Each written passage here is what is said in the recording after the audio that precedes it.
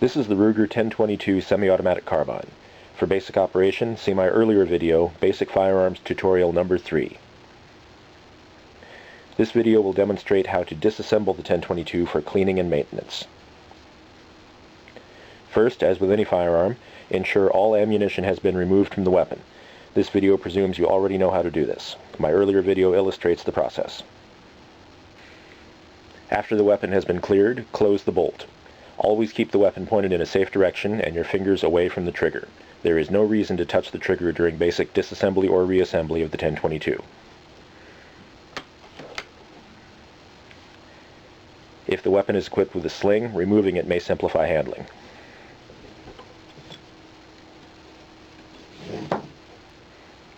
This 1022 has been modified to dispense with the barrel band. Not every model of 1022 has a barrel band. If it does, it must first be removed.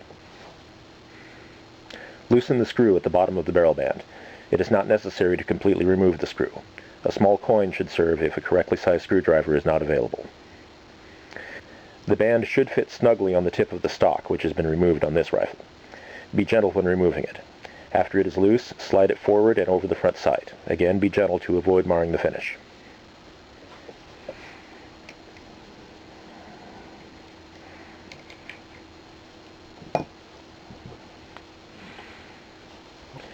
Next, the stock and action must be separated. On most models, they are held together with only one screw, not counting the barrel band.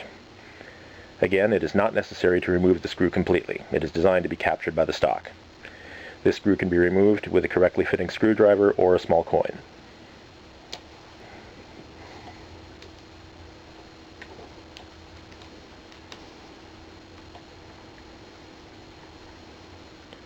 Once the stock screw is released, the safety button must be moved to the center.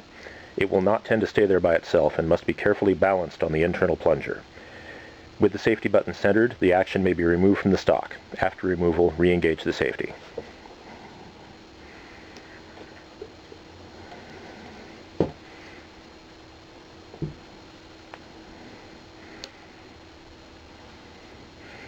Next, the two pins holding the trigger group to the receiver must be removed. If they don't come out easily, they can be driven out with a small tool.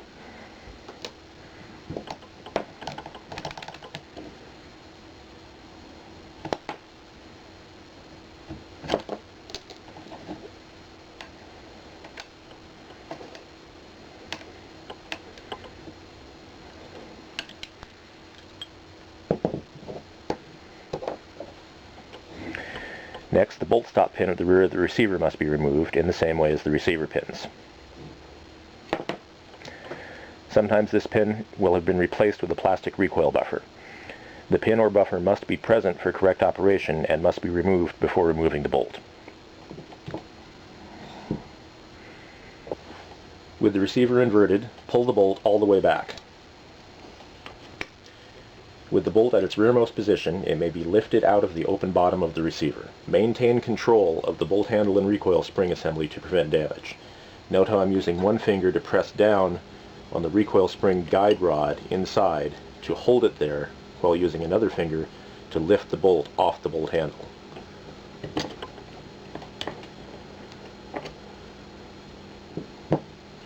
Pressure on the recoil spring may then be carefully released, and the spring assembly may be withdrawn through the ejection port. You'll have to release it from its divot in the back of the receiver first.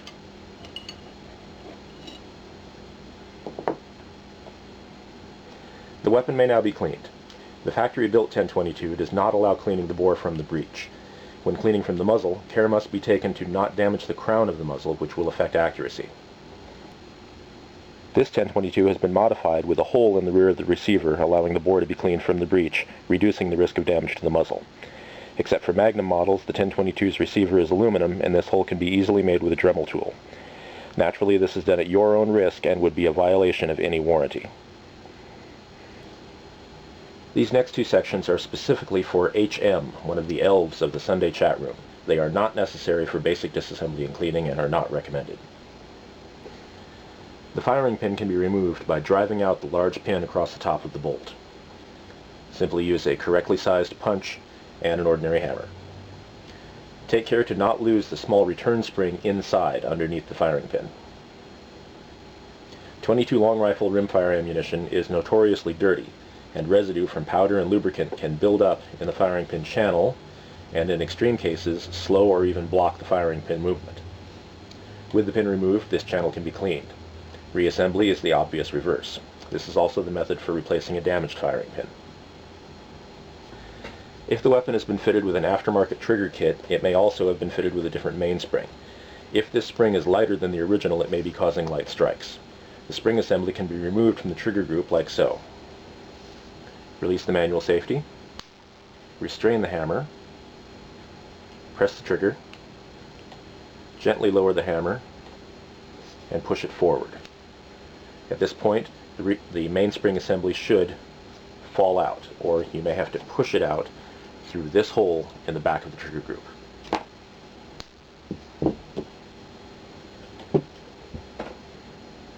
To replace the mainspring, you may need a vise to hold the parts. Be careful to use a non-marring vise. The mainspring must be compressed enough to release the disc which holds the spring onto its guide. The spring can then be removed and replaced. It is very difficult to compress the spring and get the disc back into place. This step is not recommended unless proven necessary. Reinserting the mainspring assembly is obvious.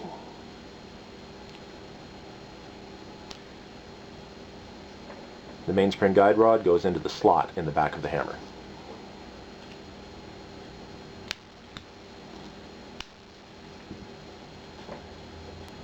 After cleaning the barrel, receiver, and parts, to reassemble, first insert the recoil spring assembly through the ejection port. The conical end fits into the small socket at the rear of the receiver.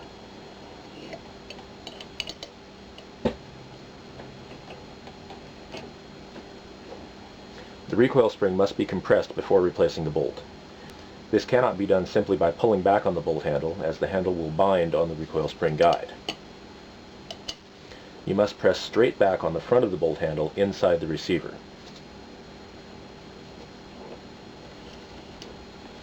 Once the spring is fully compressed, it can be held in this position with the handle outside the receiver. Let's pause a moment to examine how the bolt handle and bolt fit together inside the receiver. The bolt handle rests in the large notch on the bolt's upper surface.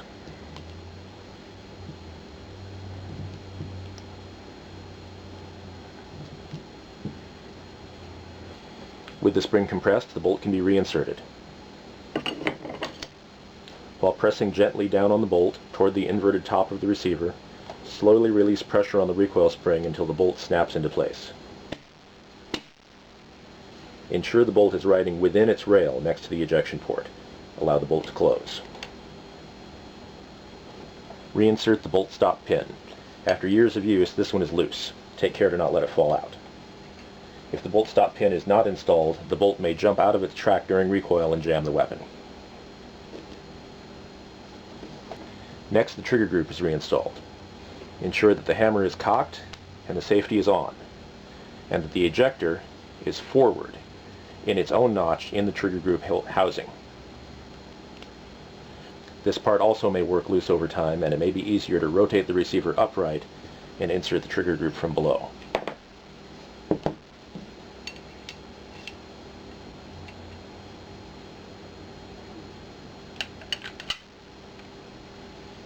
The two receiver pins are identical. They are inserted to retain the trigger group in the receiver.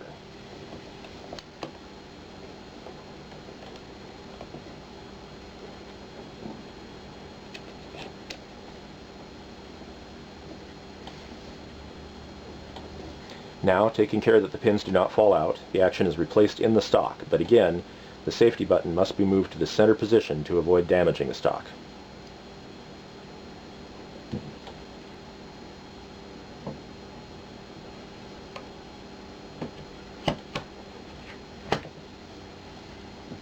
Once the action is in the stock, re-engage the safety.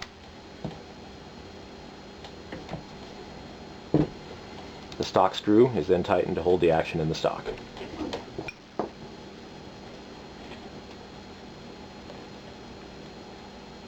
The barrel band, if any, is then replaced in the obvious way. It is not necessary to over-tighten the barrel band screw. It should only be snug. Otherwise, it may compress the stock and lead to future looseness.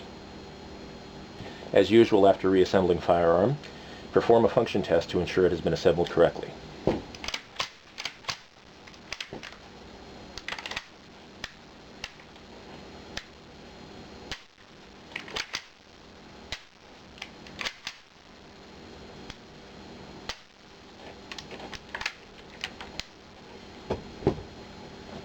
The 1022 is one of the few rimfire firearms which can be safely dry-fired.